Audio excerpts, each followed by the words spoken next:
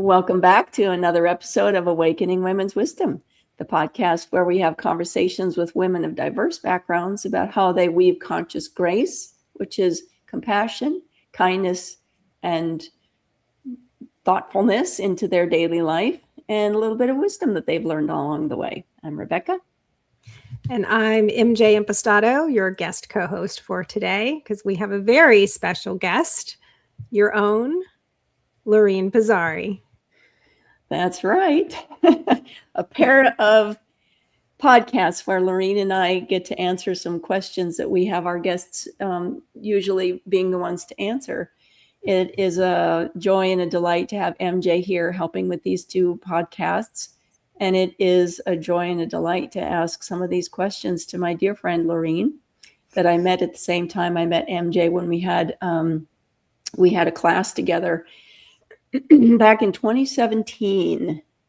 It's been a joy and an honor to get to know Laurine more deeply as we've done a number of things together, including the active and ongoing right now programs, Awakening Women's Wisdom, the podcast. And then, of course, we have another kind of a energy healing thing that we do, 30-minute thing, Nurturing Full Hearts. So Laurine, my friend who works so beautifully with grace in the way that you work with people and approach life, tell us a little bit about yourself, please. Thank you. Thank you, Rebecca. Thank you, MJ, for being here. So I'm in the hot seat, huh? So who am I? I am a person on a journey, just I think like by anybody else, trying to find answers and seek the mysteries of the world. But to tell you a little bit about myself, went to school for art and segued that into interior design for a bunch of years. Then I was a stay-home mom for a while. And when the kids were going off to college, I felt it was time to do something that I thought would be very beneficial for people and perhaps honorable and hopefully profound work. And it was my niece, Diana, who said, Aunt Laurine, you sound like a coach. And I was like, what's a coach? Next thing I know, in 2008, I found myself in coach training. And I'm like, wow, this is really amazing. What I enjoyed was deep conversations, deep, beautiful conversations about things that matter, life, your personal life, and really getting to the crux of, like the heart of things. And not too far after that, the Akashic Records was introduced to me by like 4 different people. Someone said, I've learned this thing. I wrote it down phonetically, Akashic. I didn't know what it was. And another person told me, another person gave me a name, someone to call. Next thing you know, I'm knee deep in a course with it thinking, oh my God, this just took that coaching thing and brought it to this whole other level of really, really talking about life at a profound level, at a spiritual level, the whys, that seeker in me just became so enamored and yet thrilled to be having these conversations. It's like honored to have these kind of conversations and be helping somebody on a spiritual level. And from that, of course, it expanded. I got involved in learning healing modalities and things like energy work and Reiki. And then the next thing you know, I'm working with Rebecca, and we've created this gorgeous program of 30-minute healing sessions for groups. And it's just continues to evolve, and it continues to get more and more beautiful. And here I am today on a podcast. Go figure. So beautiful. And that's how we met. We met in coaching originally. That's right. And ended up in the same Akashic course. And you have just such a way with you, Laurine, and you are, the epitome to me of just a wisdom bringer, a wise woman. What wisdom are you still working on? I thought about this question. And I thought, oh my gosh, I'm working on self-awareness. And then I thought, well, wait a minute, what actually is wisdom? What is it? Knowledge? Is it knowing everything there is to know? I thought, no, wisdom is a way of being. It's a way of being, and just kind of, we learned in coaching, walking, walking your talk. Being being wisdom. So yes, gathering it, learning it, and being it, personifying it. And then for me, what's most important is sharing it. I can't hold on to something that would help somebody else. I can't be selfish with it. So I am always working on myself. I think that's kind of why we're here. There's always this opportunity to become more of what you're here to be. And for everybody, that's something different. You know, it's becoming more and more authentic, more and more true to yourself, walking and talking your truth and being that wisdom, and you know, trying to live a life that is as beautiful as possible. You know, because that's where the inner joy comes from. And it's kind of like, why are we here then? And this is the kind of thing that I love to talk about, those conversations, those questions. What are we here? What's our purpose? I'm asked all the time, what's my soul purpose? Why am I here? What do I need to be doing? You know, that searching. You know, I'm a searcher. I'm always looking. So to have those conversations with people, to share the wisdom, but it's not to imply that I have all the answers. I don't. And I have yet to meet someone who has all the answers, because we're all searching. You know, I've met some people that are pretty close, you know, and I try to make them my mentors, because it's lovely to have a mentor. But I think that what I'm working on is just trying to be the best person I can be, and to be conscious, walk in conscious grace, learn the wisdom along the way, and share what I know, learn some more, and really kind of learn. I think our soul's mission here, everybody's is to learn what love is, to really learn what love is. And I think the wisdom that can come from that is priceless. Priceless. Mm-hmm.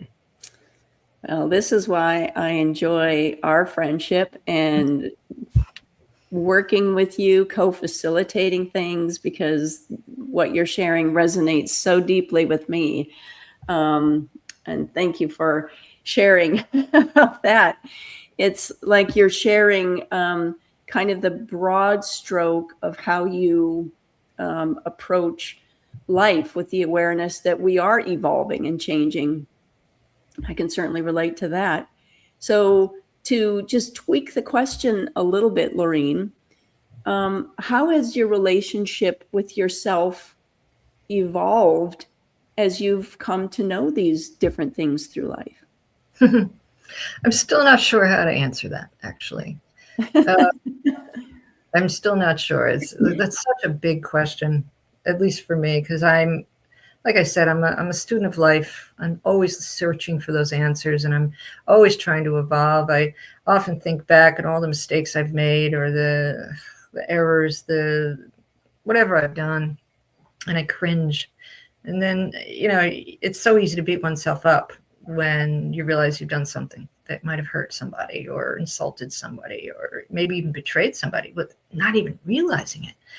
But forgiving oneself, and learning really self-love, because it's going to sound corny, but you know, the love that you start to really become more powerful with is the self-love that you can start to, again, personify, but learn to love oneself, because you come from such a better place, and do better. And as you know, as we mature, hopefully we do get a little wiser. Hopefully, you know, not that we don't make mistakes. Lots of mistakes are being made. If you're a human being, you're going to make mistakes, and make them all the time. But becoming a little older, becoming a little more aware of myself, being conscious of what I do as best I can, trying to walk in conscious grace. It's just becoming, perhaps as I've matured, to become literally more graceful in everything, and just being more compassionate and more loving, and not to forget to do that for myself. You know, it's easy to forget to have compassion for oneself. So it's still an open-ended answer. I feel that it's one I'm working on. It's one I'm working on because I think, please God, we get to evolve until the day we close our eyes. You know, I often grew up with the statement that which doesn't kill you makes you stronger. So I am anticipating being pretty amazing when I'm really, really old. I don't know if that's going to happen. You already are. You already are. Theory. If we go with that theory, there's a shot.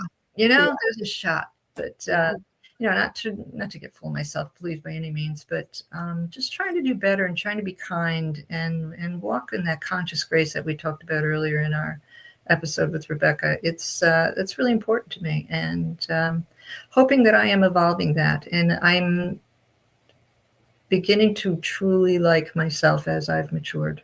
You know, letting go of the pain and the scars and the things that happened that we can carry with us like a ball and chain. Let it go. Just let it go. Forgive it. Let it go. Forgive those and forgive ourselves. Truly, that's empowering. So, and I hope I answered the question. I'm not sure. Oh yeah, you did. And what I keep hearing is, you know, so much about love and self-love. And I know we have similar backgrounds, and my definition of love was very distorted growing up. And I know several people out in the world who struggle to define or understand what love is. I'm really curious, how has your understanding of love changed over time? Oh, enormously.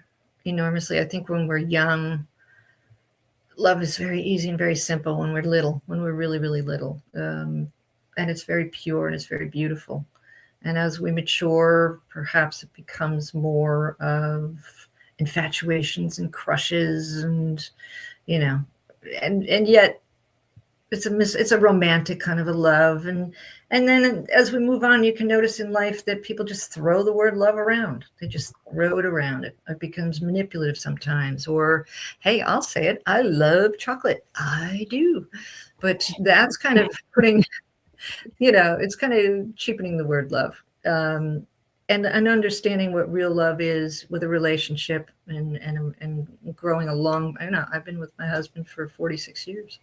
So that takes time and devotion, and having children. I've learned what unconditional love is. I'm like, oh my God, that's the superpower love, the unconditional love. And then I think as I've matured, I see, oh, wait a minute. Love really isn't an emotion at all. True love, true unconditional love, it's a way of being. That's a way of being. And that's what's grabbed my heart, to consciously choose love in life, to personify love. And it takes commitment. It takes practice. It takes focus every day to watch one's thoughts, one's emotions, one's reactions, until it becomes embodied and then flows. And that's the beauty. That's the beauty to find that, to reach that in your everyday life, to just personify love. And watching all the different ways that love has been defined and expressed, used, abused. But I think I've come to the conclusion that true love is unconditional love, and it's not an emotion, because there's no opposite to unconditional love. There's no opposite. So it's an emotion that it's not an emotion. It is a way of being. So that's what I've learned about love. It's a true way of being. I'm going to piggyback just for a second on that. And how has that informed what self-love is for you? Oh, yeah. Yeah. Self-love is very, actually, it's very simple. It's really, really simple. It's just allow, compassion, forgiveness, let go of the details, just be. Just be. I can actually say that I have grown to love myself, because I see that I am trying. And I do love myself, and I love a lot more. I'm aware of a lot more, and it's quite a beautiful place to be. But it is work. It is a commitment. The phrase filtered infinite love made a lot of sense to me when it was explained beautifully as what you have shared, Laurine, and that is that our human experiences or relationships or interpretations, things we've been exposed to, or however it is, it's usually us that have put some filters, definitions, guidelines, boundaries on what love is. And when we peel away and filter those misunderstandings or confines, those conditions on love, that is truly, as you said, where we find that it's not an emotion, it is a beingness. And how beautiful that as you've evolved and grown in your lifetime, you've peeled away those layers and found deeper sense of what that is, and offered that to yourself. Thank you for sharing that evolution, because I think that's a really beautiful way of articulating and highlighting what that is all about. Thank you. This is a very different question, but I have a feeling maybe your answer to this is going to still be along the same stream of your consciousness. Is there a book that has influenced you some in this journey you've been on? Yeah. As I look at my bookshelves filled with books, I am an avid reader, voracious reader, and I've read many good books, brilliant authors, lots of wonderful information and stories. But I have to choose a book that's really quite simple, and I don't know if it was required or what the deal was, but when we were training and coaching, it was on the list of reads. And so I'm like, okay, I picked it up, and it's this little book. It's a simple little book. I even have a copy of it here, The Four Agreements by Don Miguel Ruiz. And it blew me away. It blew me away. I wished I had read it earlier in my life.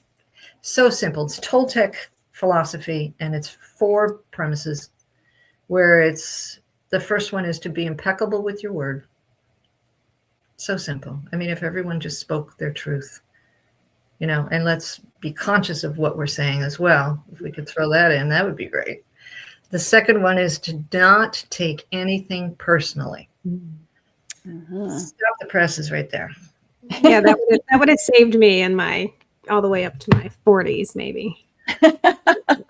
There might not be wars if people didn't take things personally, right? Mm-hmm. And I realized how much I did take personally, and I was a very quiet person, but it was like, wow, it's so easy to take affront by something by making an assumption based on a tiny bit of truth. What can be blown up out of a tiny bit of truth and take something personally, and we're off to the races. And we're all human. We tend to do this. Yes. But focusing on something that simple, so that I started to walk around going, oh, wow, what might I be assuming here? Oh, not to say that there aren't good assumptions. We can just assume the person who walked in the room is a genius. That's a nice assumption. But if it starts to instill something insecure in you, then where did it go? Right. What's the next one? Here's a big one. Do not make any assumptions. Or, no, I skipped one, didn't I? Did I say that? Don't take anything personally. The next one, don't make any assumptions. And the last one is always do your best. So these 4 things, so simple, absolutely changed the way I saw so much, and the way I perceived, and the way I made judgments. So be impeccable with your word. Don't take anything personally. Don't make any assumptions, and always do your best. How much can you do if you've done your best? You can walk away feeling good about yourself if you've done something and you've done it the best you can. So simple, so beautiful, oh, absolutely gorgeous. And there's one other book that I read as a kid, Hermann Hesse's Siddhartha. This, I think, I can attribute to my spiritual journey. My spiritual journey and that journey to find oneself and self-realization. Nice. Gorgeous book. Mhm. Sorry, Jay, you were going to say something. No, I mean, I would say the one word that comes to me when I think about you, Laurine, is spiritual. Like Oh, you really embody it to me. thanks. Yeah, it's just the aura, the presence that you bring. It's a very grounded, spiritual, presence, and I'm grateful you've been on that journey Oh, thanks. and shared it with us. Thank you. Being that we're coaches, and yes, that was required reading. Very coachy like question from me. If you had a magic wand, Oh, could change anything, what would you change?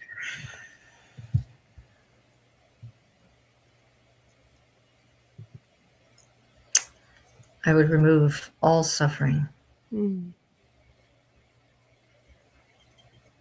Mm. of any kind.